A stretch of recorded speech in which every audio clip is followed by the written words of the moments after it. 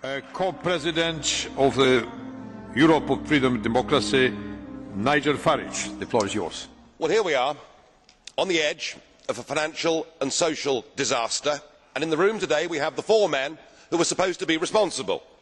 And yet we've listened to the dullest, most technocratic speeches I've ever heard. You are all in denial. By any objective measure, the euro is a failure. And who is actually responsible? Who's in charge out of you lot? Well, of course, the answer is none of you, because none of you have been elected, none of you actually have any democratic legitimacy for the roles that you currently hold within this crisis.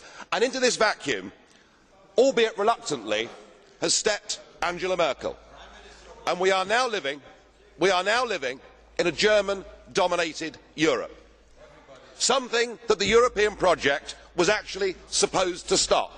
Something that those that went before us actually paid a heavy price in blood to prevent. I don't want to live in a German-dominated Europe, and nor do the citizens of Europe.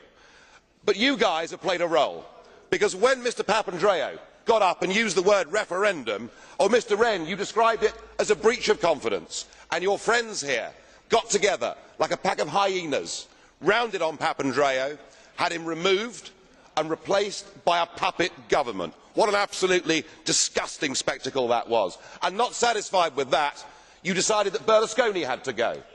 So he was removed and replaced by Mr Monti, a former European Commissioner, a fellow architect of this euro disaster, and a man who wasn't even a member of the Parliament. It's getting like an Agatha Christie novel, where we're trying to sort of work out who's the next person that's going to be bumped off. The difference is we know who the villains are. You should all be held accountable for what you've done. You should all be fired. And I have to say, Mr Van Rompuy, 18 months ago when we first met, I was wrong about you.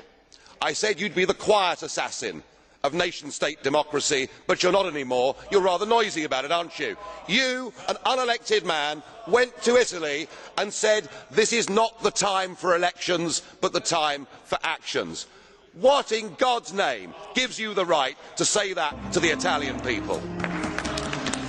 Thank you. Then